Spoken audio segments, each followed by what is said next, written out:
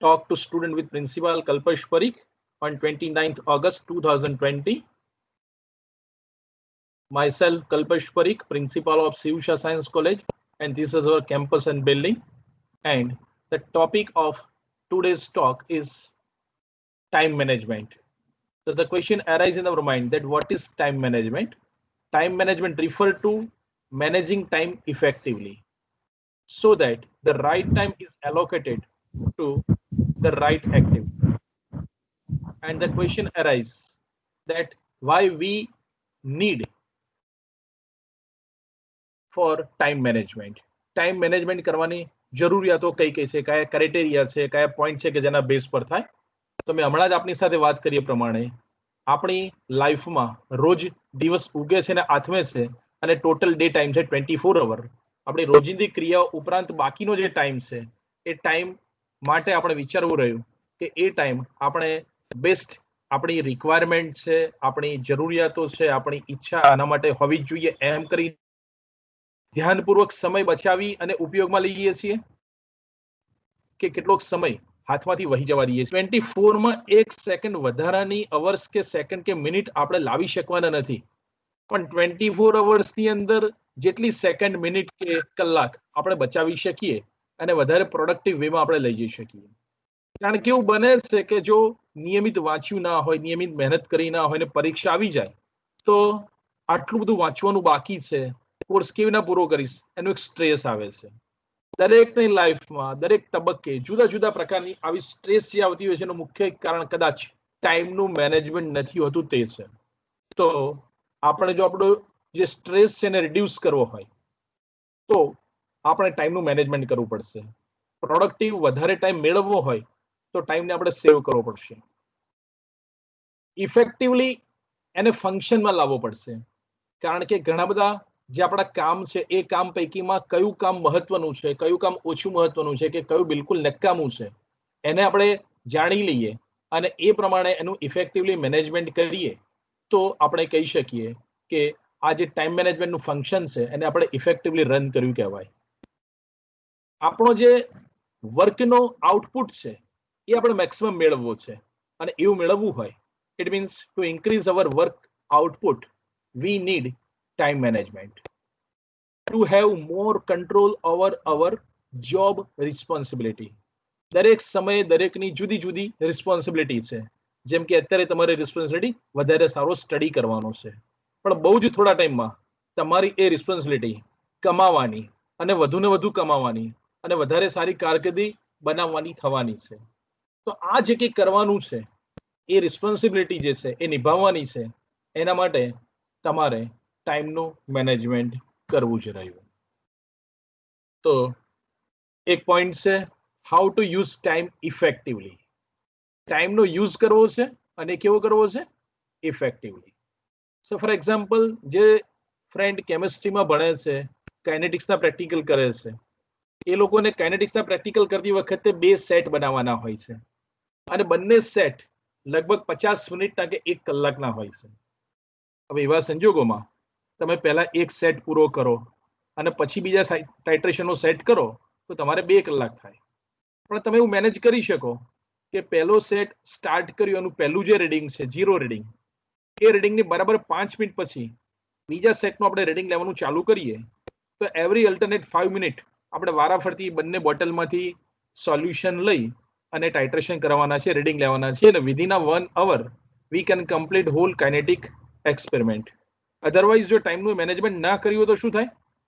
એવું બને કે પહેલા 1 કલાકમાં આપણે જે કામ કરતા કરતા એની વચ્ચે નવરા ઉભા રહ્યા હોઈએ અને પછી બીજો 1 કલાક આખો જોઈએ.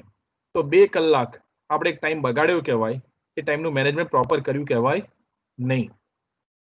તો એ મેં તમને એક કેમિસ્ટ્રીના પ્રેક્ટિકલ કરતી વખતનું એક એક્ઝામ્પલ આપ્યું. તો આપણે ટાઈમને ઇફેક્ટિવલી યુટિલાઇઝ કરવો છે. એના સબ પોઈન્ટ અહીંયા છે. Prioritising activities as per their importance. આપણી પાસે ઘણા બધા કામનું લિસ્ટ હોય, મારે આજે આટલું આટલું કરવું છે અથવા આ અઠવાડિયામાં આટલું કામ કરવું છે અથવા આ મહિનામાં કે આ વર્ષમાં. તો આપણે પોઈન્ટ આઉટ કરી લીધું છે કે કયું કયું વર્ક આપણે કરવું છે અને એ વર્ક જે કરવાનું એમાંથી કયું કામ કેટલું કામનું છે, કોને પહેલું કરવું જોઈએ અને કોને પછી કરવું જોઈએ એ આપણે નક્કી કરવું પડે. જ્યારે આપણે પ્રેક્ટિકલ કરીએ છીએ ત્યારે એવું બનતું નથી કે એનો જે ઓર્ડર હોય એ આપણે ઉપર નીચે કરીએ. કેટલાકમાં એવું છે કે કંઈક પહેલું કરી લઈએ કંઈક પછી કરી લઈએ તો વાંધો ના આવે, પણ એવા ઘણા બધા એક્સપેરિમેન્ટ તમે જોયા હશે કે એમાં એનો ક્રમ જો બદલાય તો નહીં ચાલે.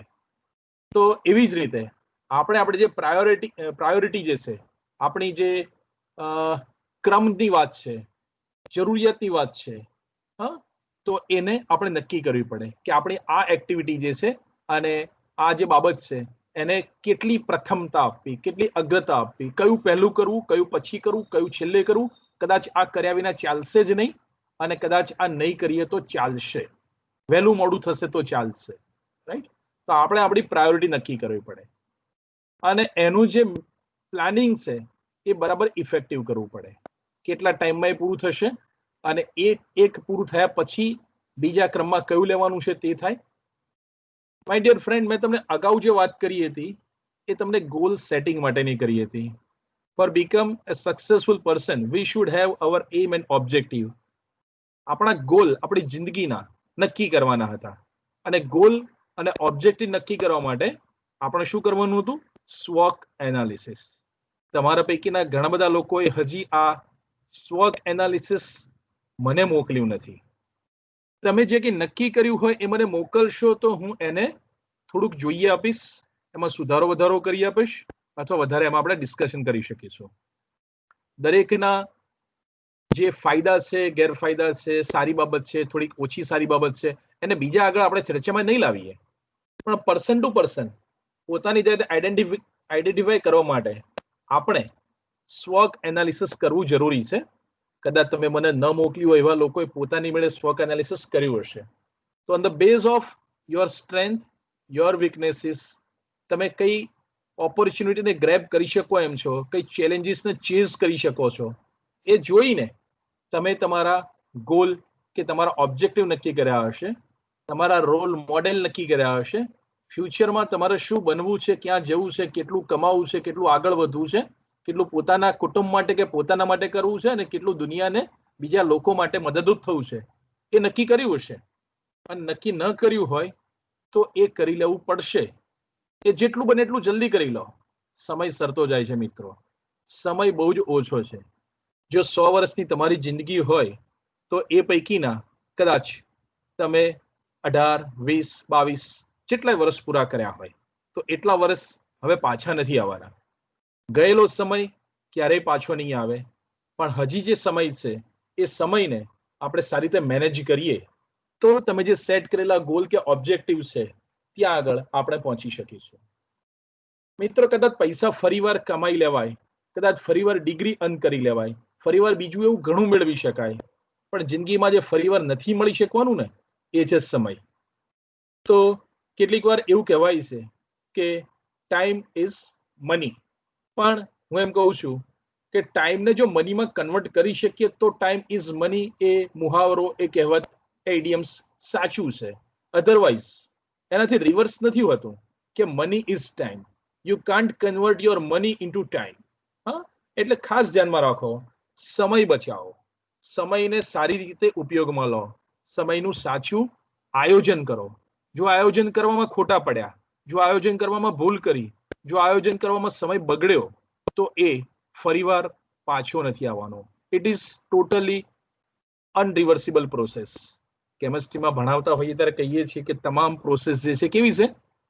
બંને તરફની છે, પુરોગામી અને પ્રતિગામી, રિવર્સિબલ પ્રોસેસ હોય છે. પણ કેટલીક પ્રોસેસો એ રિવર્સિબલ નથી હોતી. ટાઈમનું મેનેજમેન્ટ કરવું બિલકુલ જરૂરી છે.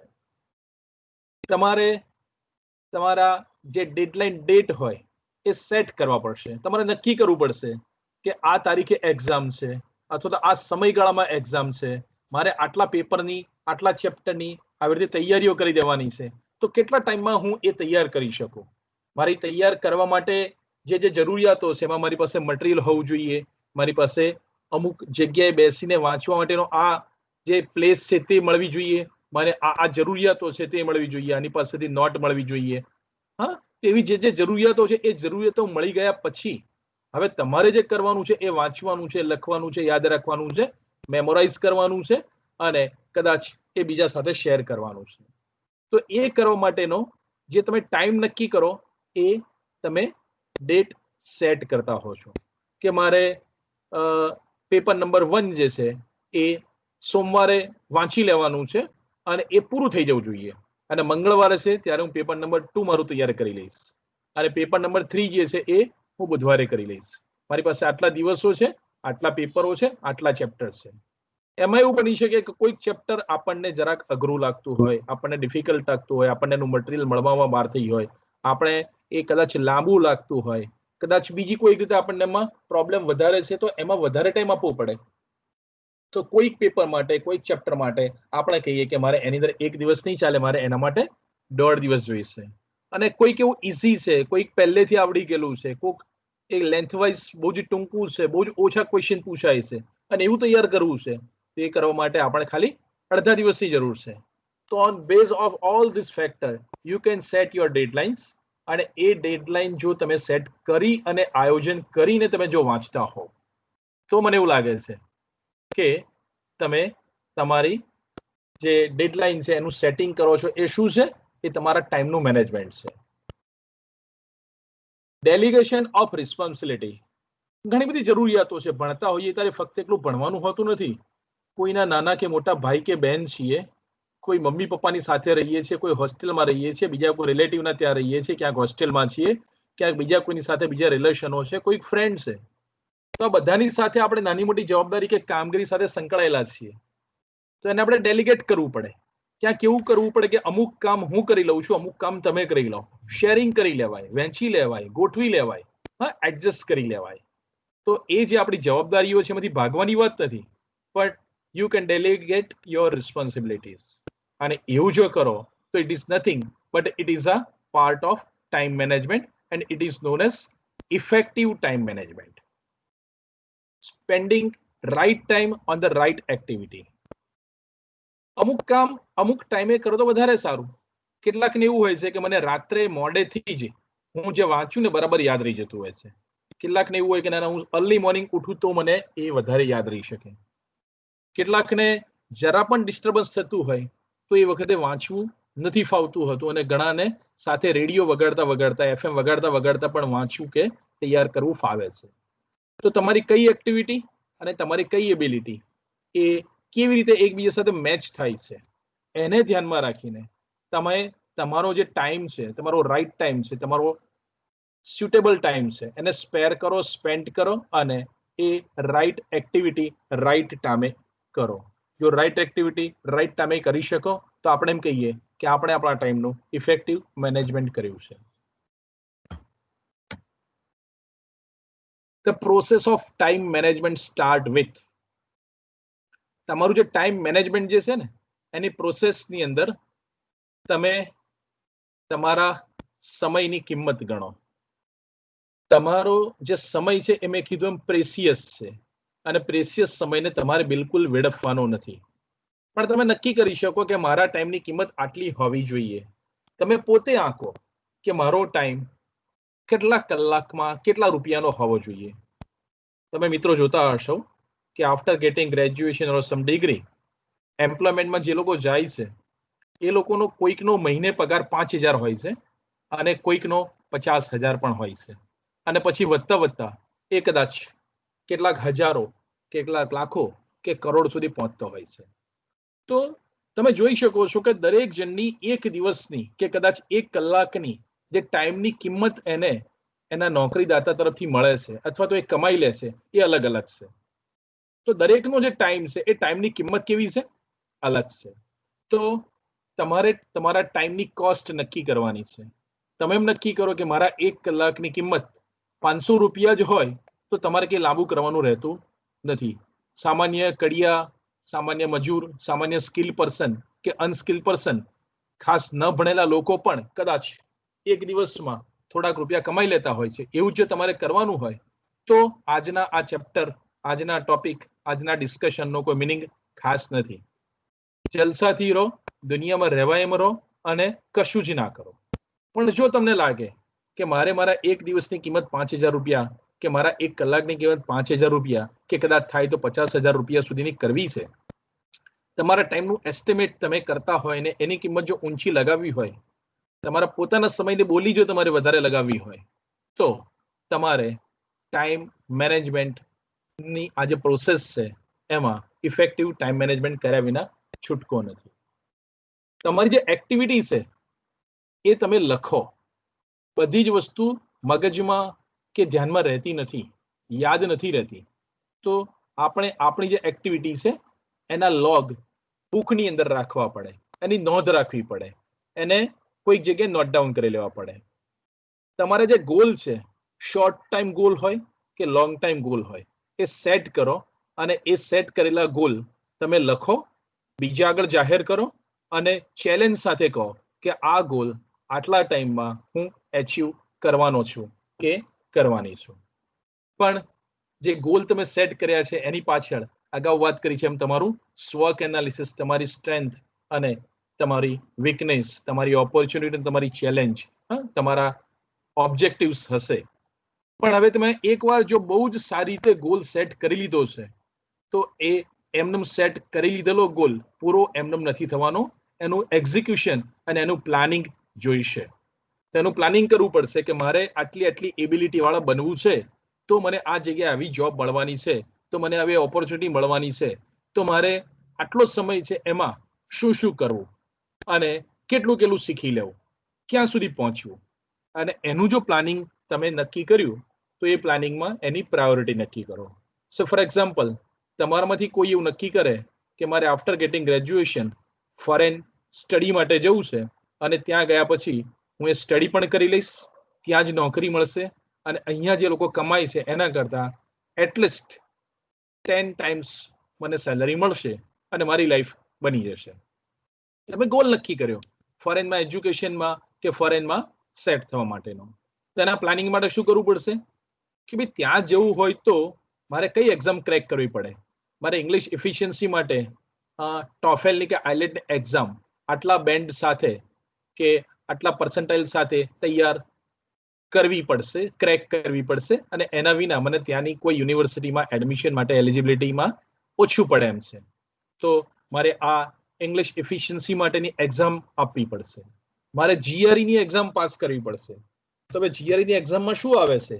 તો એમાં ઇંગ્લિશ આવે છે, એમાં મેથેમેટિક્સ આવે છે કે એમાં બીજું શું શું આવે છે. તો એ જે બાબતો આવે છે એની આપણને ખબર હોય.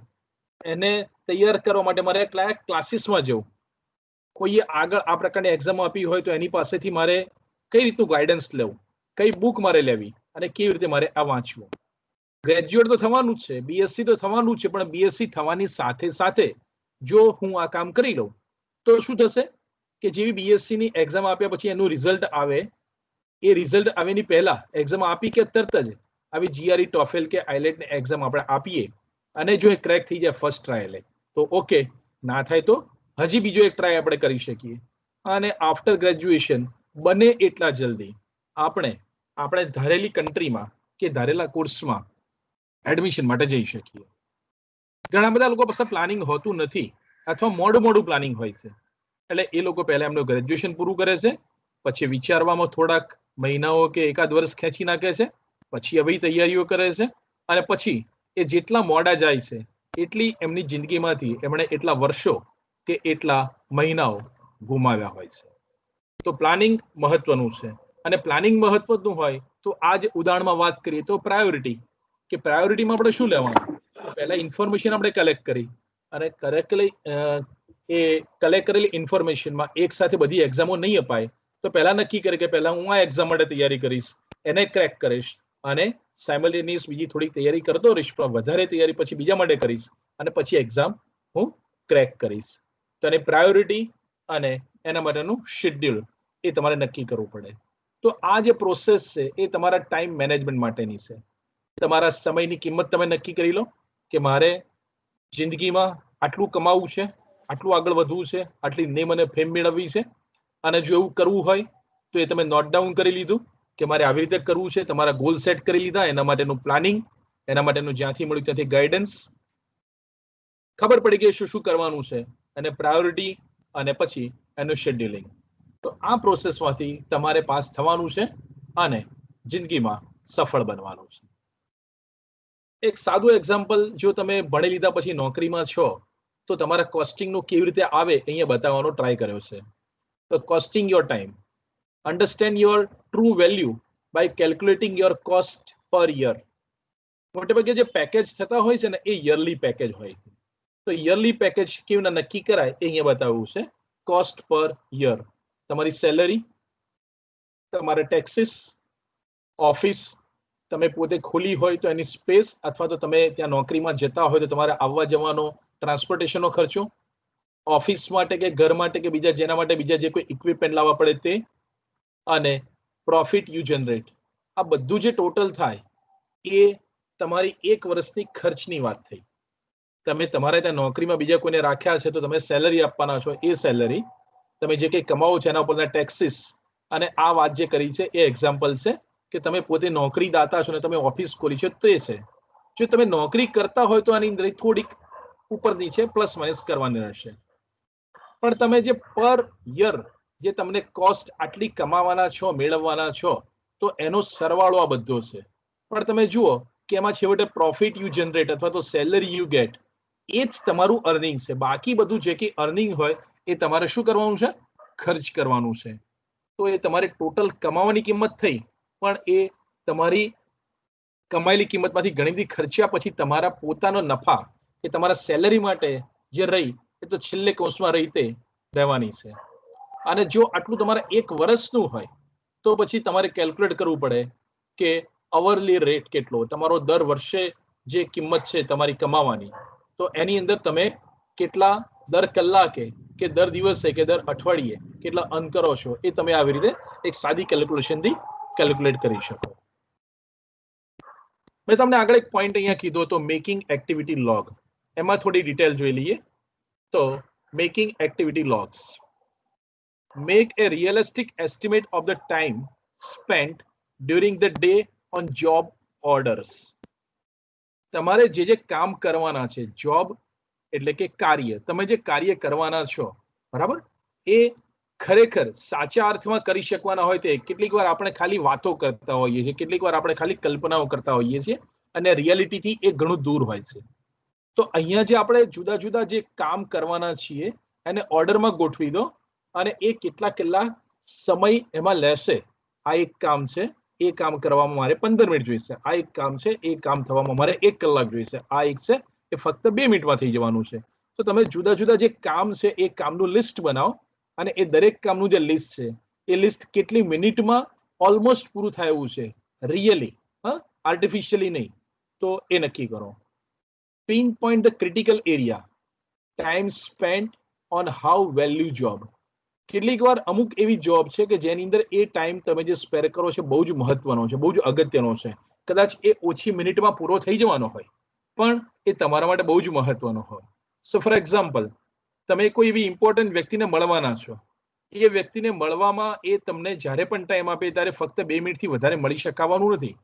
પણ એવી ઇમ્પોર્ટન્ટ વ્યક્તિને તમે જે મળે ને 2 મિનિટમાં વાત થઈ ને, એ કદાચ જિંદગીભર તમારા માટે બહુ જ કામની છે. તો આવી કેટલીક વાર ઓછા સમય માટેની જે જોબ છે, ઓછા સમય માટેનું જે તમારું કાર્ય છે, એ બહુ જ ક્રિટિકલ અથવા તો બહુ જ ઇમ્પોર્ટન્ટ હોય છે. તો એ નક્કી કરો કે કઈ જોબ છે, કયું કાર્ય છે, કઈ બાબત છે, એની કેટલી વેલ્યુ છે. Finding the high yielding time of our day. yield તમે જાણો છો ને, કંઈ ઓર્ગેનિક કેમિસ્ટ્રીમાં પ્રેક્ટિકલ કરો અને કોઈ પ્રિપરેશન બનાવો તો આપણે કહીએ છીએ કેટલા % આપણને પ્રેક્ટિકલ yield મળી. yield નો મતલબ છે નિપજ, પરિણામ, છેવટે આપણને જે ફાયદો થયો તે. તો દરેક દિવસ અથવા તો ચોક્કસ અમુક દિવસના સમૂહમાં, એટલે કે અઠવાડિયામાં કે મહિનામાં આપણને કેટલો ફાયદો થયો, એ ફાયદો અગાઉ થતો હતો એના કરતાં કેટલો વધારે થયો, એ પણ આપણે એક જનરેટ કરતા રહેવાનું છે, ગણતા રહેવાનું છે. ડે બાય ડે આપણી ઇફિશિયન્સી વધે જવી જોઈએ, ડે બાય ડે આપણને મળતો મુનાફો વધે જવો જોઈએ, ડે બાય ડે આપણે વધારે અર્નિંગ કરતા હોવા જોઈએ. પણ એ બધું મૌખિક નહીં, એ બધું રાઇટિંગ ફોર્મમાં હોય. તો આ બધી જે એક્ટિવિટી છે એ બધી જ એક્ટિવિટી મેં કીધું એ પ્રમાણે કોઈ નોટબુકમાં, કોઈ ડાયરીમાં, કોઈ લેપટોપમાં કે તમારા કમ્પ્યુટરમાં લખતા રહેવી જોઈએ. Goal setting. Setting lifetime goal help you to chart your life course and your career path. બધું જ છે પણ જો દિશા નથી, બધું જ છે પણ ગોલ નક્કી નથી તો મતલબ નથી. તો લાઈફમાં ગોલ હોવો જોઈએ અને ગોલ જો નક્કી કર્યો હશે તો તમારી જિંદગીને તમે ચોક્કસ ડાયરેક્શનમાં, ચોક્કસ પાથમાં લઈ જવાના છો. અને આ ગોલ એ તમે શોર્ટ ટાઈમ માટે પણ રાખી શકો, પહેલા નાના નાના, અને પછી જેમ ખબર પડે કે હા આટલું કરી શકાય છે, જેમ કોન્ફિડન્સ વધતો જાય છે, એમ એ થોડાક મોટા અને થોડાક દૂરના ગોલ પણ આપણે કરી શકીએ. પણ કેટલીક વાર એવું બને છે કે બહુ મોટા ગોલ બનાવીને બેસી જઈએ અને પછી એમ થાય કે ઓહો આ તો પોસિબલ નથી, આ તો અશક્ય છે, આ તો હું કેવી રીતે કરી શકીશ. તો શું કરવાનું કીધું છે? Breakup your life time goal in smaller goals. તમારા જે ગોલ છે, તમારી જે ઈચ્છાઓ છે, તમે જે નક્કી કર્યું છે કે હું આ જગ્યાએ પહોંચવાનો છું કે પહોંચવું છે, તો એવું કરવા માટે એને નાના નાના વિભાગમાં વહેંચી લો અને નાના વિભાગને પહેલા એચીવ કરી લો. એક વિભાગ, પછી બીજો વિભાગ, પછી ત્રીજો વિભાગ. જેમ કે અભિમન્યુએ 7 કોઠા જો સિક્યોર કરવા હોય તો પોસિબલ ના હોય તો એને શું કરવું પડે? પહેલા પહેલો કોઠો વીંધવાનો થાય, પછી બીજો, પછી ત્રીજો. તો એક સામટું એ શક્ય નથી. 10 નાની નાની લાકડાની જે સોટીઓ છે એને એક સામટી તોડવી કદાચ એ ભારીમાં હોય તો નથી થઈ શકતું, એવું આપણે વાર્તામાં જાણ્યું હતું. પણ વારાફરતી એક એક સોટીને તોડવી એ આપણા માટે આસાન છે. તો તમારા જે ગોલ છે એ ગોલ જે સર્વાંગપણે આખો મોટો અને દૂરનો તમે નક્કી કર્યો હતો એને તમે શું કરો? નાના નાના ગોલમાં વહેંચી દો. Breakup your life time goal in a smaller goal. હવે બહુ જ મહત્વની વાત મારે તમને કરવી છે, તે જે મારી જિંદગીમાં ઘણું બધું મેં કર્યું છે પણ કેટલું જે બહુ મહત્વનું કરી શક્યો છું અને કન્ટિન્યુઅસલી કરું છું એ આ છે, make A daily to do list.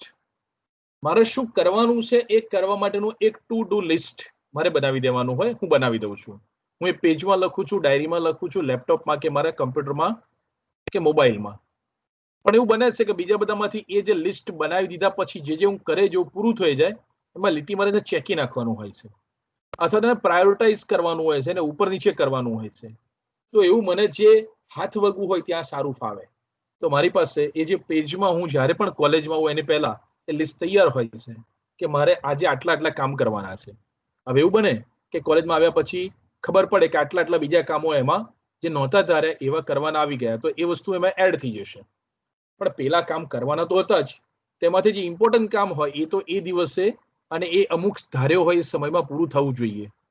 અને એ જે કામ પૂરું થયા કરે એને આપણે શું કરીએ? એમાંથી રિમૂવ કરતા રહીએ. અને નવા કામ જેમ યાદ આવે, નવા કામ જેમ મળતા રહે, નવું આપણે કંઈક કરવું જ છે એવી ખબર પડતી રહે, એમાં એડ કરતા રહીએ. તો ડેલી આપણે ટુ ડુ લિસ્ટ બનાવવું પડે.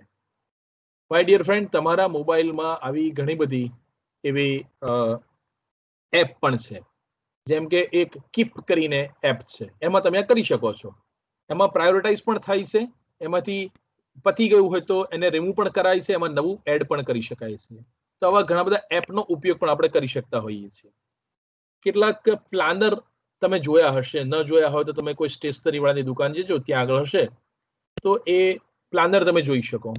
કેટલીક વાર ડાયરી જે તમે જોઈ હોય તો ડાયરીમાં લખાતું હોય છે કે એ દરેક દિવસની તારીખ હોય, વાર હોય, તિથિ હોય, અને એ દિવસે કોઈક તહેવાર હોય તો એ પણ લખેલું હોય, અને પછી બાકીના પેજ કે બાકીની સ્પેસ આપણા માટે કોરી હોય. તે આપણે લખી શકીએ છીએ કે આ દિવસે આ પ્રમાણે કરવાનું છે. યુનિવર્સિટી હોય તો એ આપણને શરૂઆતમાં જ એકેડેમિક કેલેન્ડર આપી દેતી હોય છે કે ઓલમોસ્ટ લગભગ આ મહિનાની આ તારીખમાં એ તમારે એડમિશનનું કામ શરૂ કરવાનું અને પૂરું કરવાનું, અને આ તારીખોમાં એક્ઝામ લેવાની, ને આ તારીખમાં એનું રિઝલ્ટ આવવાનું, આ તારીખમાં વેકેશન હશે, આ તારીખમાં રજાઓ હશે. તો આ જે કંઈ બને છે શું છે આફ્ટર ઓલ? તો એ જે આપણું કેલેન્ડર છે એ calendar it is a one kind of to do list. પણ એ લિસ્ટની અંદર ઘણું બધું બ્લેન્ક છે. કેટલીક બાબતો એમણે કહી દીધી પણ બાકીની બાબતો આપણા માટે છોડી છે બાકી. તો એ આપણે એ દિવસના એ કામના ઇમ્પોર્ટન્સ સાથે એમાં લખવી જોઈએ.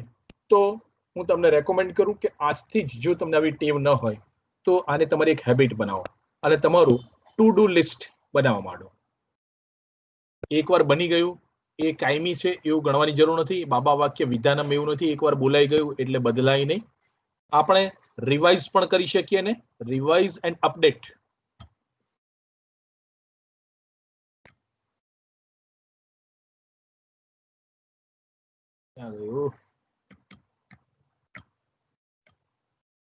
Revise and update your list on daily basis and judge your performance. કેટલીક વાર આપણે ધાર્યું હોય કે આજના દિવસમાં આટલા ટાઈમમાં આટલું આટલું કરી શકીશ પણ કદાચ ન પણ થયું હોય અને કેટલીક વાર ધારણા કરતા બહુ સારી રીતે ઘણા બધા કામો આપણે નિપટાવી પણ શક્યા હોઈએ તો આપણને એક આત્મવિશ્વાસ આવતો જશે આપણને એવું થતું જશે કે આટલા સમયમાં હું આ કામ પૂરું કરી શકું એમ છું આપણું જજમેન્ટ પહેલા કરતા વધારે સક્સેસફુલ થવા માંડશે તમારું પરફોર્મન્સ કેટલું થાય છે એ વધતું જાય છે કે કેમ એ પણ તમે જોઈ શકશો. Planning draw an action plan. તમારે તમારો એક્શન પ્લાન એ બનાવવાનો છે. A list of thing that need to be done to achieve your goal. તમારો ગોલ નક્કી જે આપણે કર્યો હતો એ ગોલ નક્કી કરવા માટે આગળ આખી જ મેં તમને જે પ્રોસેસ આપી એ પ્રોસેસના પાર્ટમાં આ પાર્ટ આવે છે પ્લાનિંગ અને છેવટે એનું એક્ઝિક્યુશન. પણ એ બધું જ જેને ટુ ડુ લિસ્ટ બનાવ્યું એવી રીતે હવે એ ટુ ડુ લિસ્ટ એ ફક્ત 1 ડે માટેનું હોય તો એ આપણે વધુ ને વધુ દિવસો માટેનું એ વીક માટેનું એ મંથ માટેનું કે એ યર માટેનું બનાવી શકીએ અને એ જે લાંબુ લિસ્ટ બન્યું બરાબર એ તમારો ફ્યુચરનો જે ગોલ ફિક્સ કરેલો છે એચીવ કરવા માટે તમે જે ગોઠવણી કરી છે એના માટેનો છે તો એ આખો પ્લાન તમારે ઓન પેજ લઈ લેવો જોઈએ. કાગળ ઉપર લખેલું હોય એ વધારે ઇફેક્ટિવલી આપણે યાદ રાખી શકીએ છીએ અને વધારે સારી રીતે આપણે એને એક્ઝિક્યુટ કરી શકીએ છીએ એવો મારો પોતાનો અનુભવ છે. પ્રાયોરિટી નક્કી કરવી એ પણ એક અગત્યનો ક્રાઇટેરિયા છે. આપણે હમણાં વાત થઈ એમ તમે તમારું ટુ ડુ લિસ્ટ બનાવી દીધું પણ એ ટુ ડુ લિસ્ટ બનાવ્યા પછી consider the value of the task before to do it. કયું કામ કેટલી અગત્યતા વાળું છે એનું ઇમ્પોર્ટન્સ કેટલું છે એનો ફાયદો કેટલો છે અને એ જ સમય કરવાની જરૂરિયાત કેટલી છે એ તમારે ખાસ નક્કી કરવું પડે અને એને કન્સિડર કરી લો અને પછી એ ટુ ડુ લિસ્ટમાં તમે પ્રાયોરિટી નક્કી કરો કે પ્રાયોરિટી નંબર 1 કઈ 2 કઈ 3 કઈ વગેરે વગેરે કયું પ્રાયોરિટીમાં કર્યા વિના ચાલશે જ નહીં અને કયું થોડું મોડું થશે તો ચાલશે. કદાચ અમુક કામો તો આપણી ટુ ડુ લિસ્ટમાં એવી પણ હશે કે ક્યારેય ન કરો તોય ચાલે. સો ફોર એક્ઝામ્પલ આપણે ખાલી ફોગટમાં લોકો સાથે વાત કરતા હોઈએ છીએ કેમ છો મજામાં વાળી પાનના ગલ્લે રહીને ઊભા રહેતા હોઈએ છીએ બીજા સાથે કામ વિનાની સોશિયલ જે સર્વિસીસ છે એના ઉપર કંઈક ને કંઈક ફેસબુકનો ઉપયોગ કરીએ ટ્વિટરનો ઉપયોગ કરીએ કંઈક એવું કરતા હોઈએ છીએ જે કદાચ ન કરીએ ઓછું કરીએ તો ચાલે. ફ્રેન્ડશિપ છે જિંદગીમાં આનંદ અત્યારે લેવાનો છે યંગ એજ છે મજા કરવાની છે ક્યાંક ફરવાનું છે ઓકે બધું જ સાચું પણ એ બધું જો પ્રોડક્ટિવ નથી અને તમે એ જે કંઈ કરી રહ્યા છો બીજી કોઈ પ્રોડક્ટિવ એક્ટિવિટીના ભોગે કરી રહ્યા છો તો એ તમારે ન કરવું જોઈએ. જો તમારી પાસે લેઝર ટાઈમ છે એ દિવસે તમે કમ્પેરેટિવ થોડાક ફ્રી છો તો તમે કામ ચોક્કસ કરો પણ જો એવું નથી તો પ્રાધાન્ય કોને આપવો ઇમ્પોર્ટન્સ કોને આપવો નક્કી કરો. It is worth spending your time and company resources. કોની મિત્રતા રાખવી અને કયા કામ માટે કોને સાથે રાખવું અને કયો ટાઈમ ક્યારે સ્પેર કરવો અને આ બધું જે કંઈ કરવું ને એ પણ બહુ મહત્વનું છે. એકલું ટુ ડુ લિસ્ટ બનાવીને મૂકી દઈશું તો એનાથી ચાલવાનું નથી. હા તો consider the value of the task before to do it. અને હમણાં વાત કરી થોડી ડિટેલમાં પણ વાત કરી એ વાતને ફરીવાર મેમોરાઇઝ કરીએ છીએ કે પ્રાયોરિટી જે છે તમારા ટાસ્કની એ બરાબર નક્કી કરો. એ નક્કી કરવામાં જો ભૂલ કરી તો પણ તમે એટલા ખોટા સાબિત થવાના છો. તો જિંદગીની દરેક ક્ષણનો બહુ જ યોગ્ય સમય અને બહુ જ સાચી રીતે સાચી દિશામાં ઉપયોગ કરવો જરૂરી છે અને તો આપણે સક્સેસફુલ માણસ બનવા માટે કંઈક વધારે પ્રયત્ન કર્યો છે એવું કહી શકીએ. The most important job should be completed first followed by other job. બિલકુલ યાદ રાખો કે અગત્યની જે કામગીરી છે એ કામગીરી પહેલા કરો અને અગત્યની જે ઓછી છે ભલે અગત્યની હોય પણ એની અગત્યતા કમ્પેરેટિવ ઓછી છે તો એ પછીથી કરો. વધારે યોગ્ય વસ્તુ પહેલા ન કરી હોય અને પછી કરેલી છે એવો ખ્યાલ હોય અને કદાચ એ પૂરી ના થઈ શકે તો વસવસો અને પછી એના કારણે સ્ટ્રેસ રહેતું હોય છે આપણને એવું ન થાય એટલા માટે આપણી પ્રાયોરિટીના જે કામ છે એમાં પ્રાયોરિટી તમે તમારી હમણાં વાત કરીએ પ્રમાણે જે જરૂરિયાત છે એ બાબતને ધ્યાનમાં રાખીને ઉપર નીચે કરી શકો છો, પણ આ બધું જ કોણ કરી શકશે? આ બધું જ તમે પોતે કરી શકશો. મિત્રો, મારે ખાસ કહેવું છે કે યુ આર સાયન્સ સ્ટુડન્ટ. સાયન્સના સ્ટુડન્ટ કોણ હોય? કે જે સાયન્ટિફિક વેમાં વિચારતા હોય. સાયન્ટિફિક વેમાં વિચારવા વાળી વ્યક્તિ એવી ના હોય કે મારા ફ્રેન્ડનું કે મારી બહેનપણીનું કે મારા બીજા સિનિયરનું કે બીજા કોઈએ મને કીધું એમાં શું હતું, એણે કીધું એટલે હું કરું, એવું ના હોય. જો સ્વામી વિવેકાનંદ આપણા આદર્શ હોય, જો આપણે સાયન્સને પોતાનો સબ્જેક્ટ ગણતા હોઈએ, તો આપણે જીવનના લેબમાં જાતે ટેસ્ટ કરીએ છીએ, જાતે એના ઓબ્ઝર્વેશન લઈએ છીએ અને જાતે ડિસાઇડ કરીએ છીએ કે શું છે, હે ને, કેટલું છે, વગેરે વગેરે.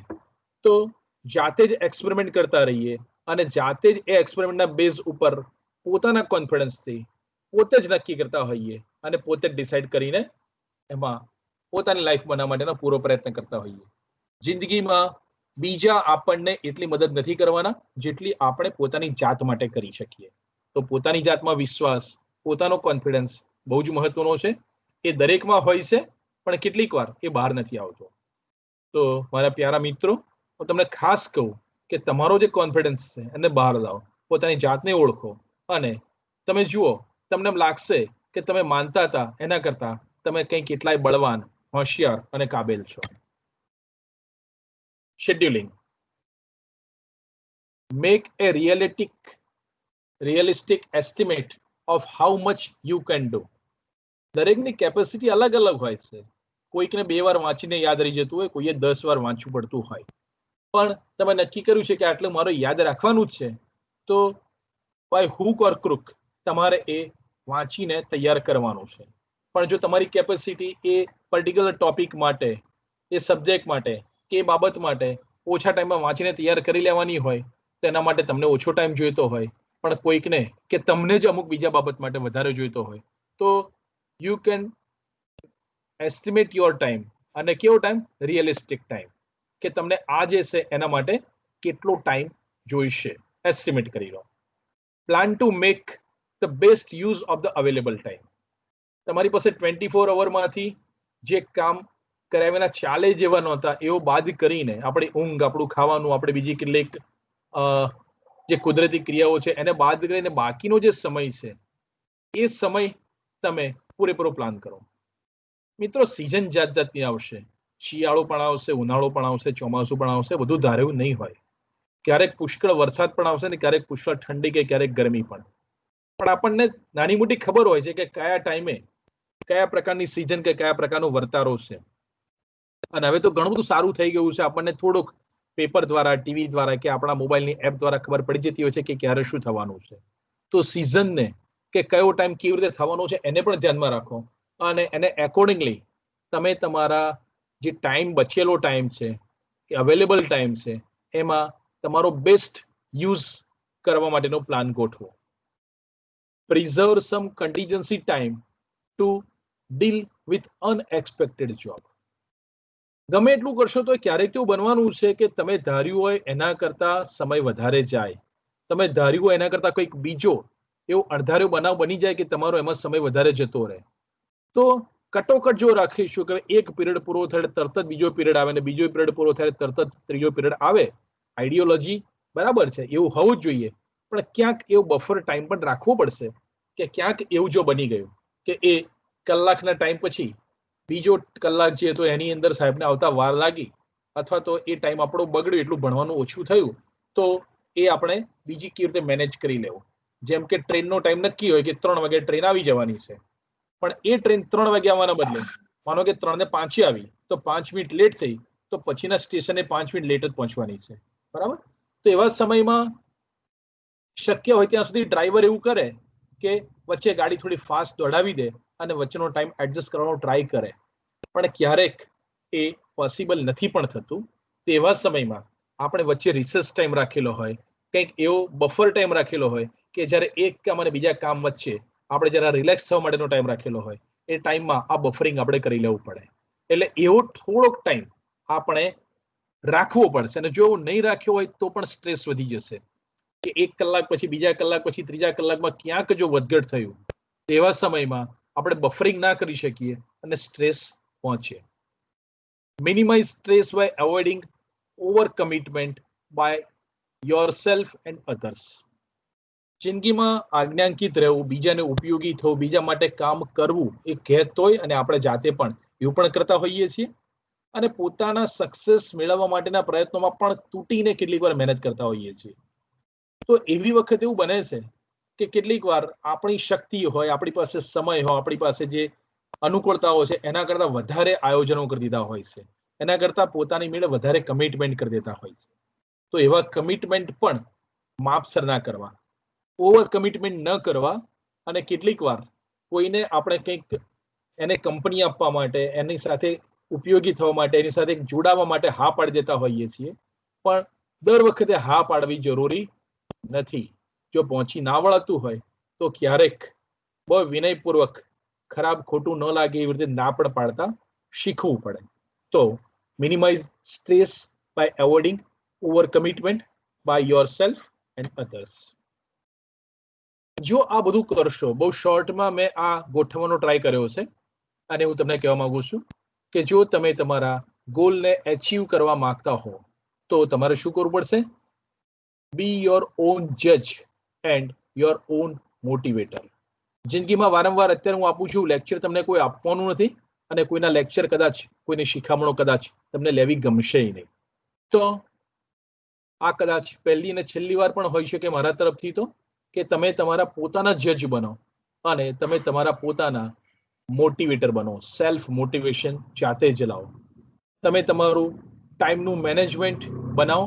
Make time management your tool four success. Success જવા માટેનું બહુ જ મહત્વનું જો કોઈ ટૂલ હોય તો એ છે ટાઈમ મેનેજમેન્ટ. જો તમે ટાઈમને સાચવશો તો ટાઈમ તમને સાચવશે. જો તમે ટાઈમની કદર નહીં કરો તો તમે એ વહેણમાં ક્યાંય ખોવાઈ જવાના છો. Use your time wisely. દુનિયાના જુદા જુદા બહુ મોટા માણસોએ ટાઈમ માટે જાત જાતની વાતો કરી છે. ટાઈમ મેનેજમેન્ટ માટેના ઘણા બધા પુસ્તકો છે, ઘણા બધા વિડીયો તમે જોઈ શકો, ઘણા લેક્ચર સાંભળી શકો. તો એ પૈકીના કેટલાક કોટ અહીંયા મેં આપ્યા છે, અને ટાઈમનું ઇમ્પોર્ટન્સ બતાવવા માટે એ એમના આપણા માટેના કોટ છે.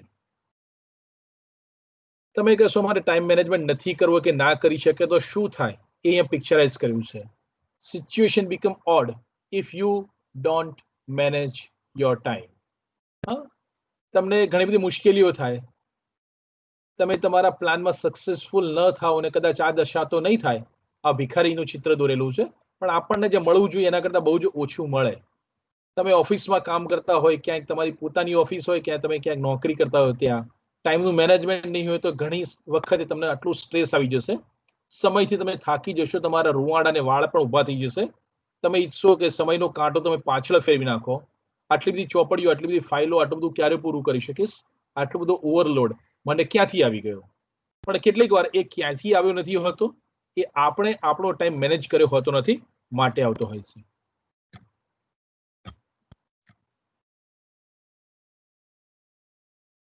આ એક નાનકડો વિડીયો ધ્યાનથી જુઓ, ઇંગ્લિશમાં છે પણ ચોક્કસ એ તમને સમજાશે.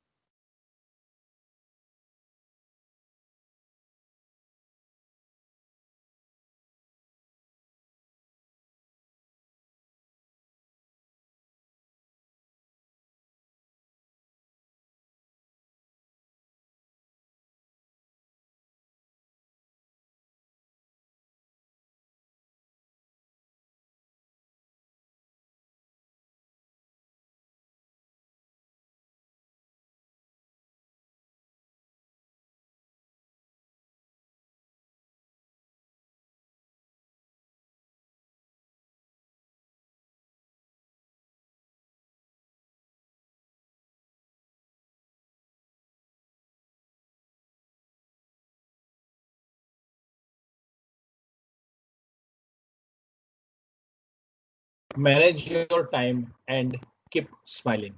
નાનકડો વિડીયો તમે જોયો, એની અંદર જ તમને કદાચ એ વોઇસ થોડો લો પડ્યો હોય, મને ખ્યાલ નથી, પણ જો એ સાંભળ્યો હોય તો તમને એવું લાગતું હશે કે મેં જે કંઈ આગળ વાત કરી એને બહુ જ ઓછા ટાઈમમાં થોડીક જુદી રીતે પિક્ચરાઇઝ કરવામાં આવી હતી. આ એક બુક નો છે, સર, વોઇસ હતો જ નહીં. ઓકે, તો હું તમને Yes, વિડીયો sir. મોકલીશ, એમાં એ થશે. કદાચ એ વોઇસ નહોતો તો હવે બીજો વિડીયો મારે બતાવવાનો છે, તમને ના બતાવું. એ કેવી રીતે કરવો એ થોડુંક મારે જોઈ લેવું પડશે. તમને ખાલી દેખાયું એવું જ થયું ને? હા હા સર. સર. Yes, મારે sir. એવું Yes, કરવું sir. જોઈએ Yes, sir. કે એ જેમ Yes, જેમ sir. આવે મારે તમને એની કોમેન્ટ્રી આપવી જોઈએ. પણ હવે ટાઈમ આપણી પાસે ઓછો છે, તમને થોડુંક ચિત્ર અને એના આધારે ખ્યાલ આવ્યો હશે કે એમાં શું છે. આ જે છે ઉપર આ જે લિંક મૂકી છે ને, એ એક બુક છે, અને એ બુક જે છે એ ટાઈમ મેનેજમેન્ટ માટેની છે. બહુ સારા પબ્લિકેશનની છે, મેગ્રો હિલ પબ્લિકેશનની, અને એ ટાઈમ મેનેજમેન્ટ માટેની છે. તો ઘણી બધી ઈ બુકો આપણે ડાઉનલોડ કરી શકીએ એમ છીએ, ફ્રી ડાઉનલોડિંગ છે. મેં તમને અગાઉ કીધું હતું, તમે કદાચ એ કર્યું હશે. પણ પર્ટિક્યુલરલી આજના લેક્ચર માટે એક રેફરન્સ તરીકે હું તમને બુક આપવા માંગુ છું. આ બુકનો આ જે લિંક છે એ પણ હું તમને મોકલાવી દઈશ. અત્યારે આની અંદર તો મૂકી જ છે, પણ કદાચ તમે બરાબર જોઈ શકતા ના હો અને આમાંથી તમે ક્લિક કરીને લેવું તો તમારા માટે અઘરું બનશે. પણ હું તમને આ લિંક પણ મોકલીશ, તો you can download the book which is written by very good author and the publication is McGraw Hill. તો મેગ્રો હિલની આ એક ટાઈમ મેનેજમેન્ટની ચોપડી, એની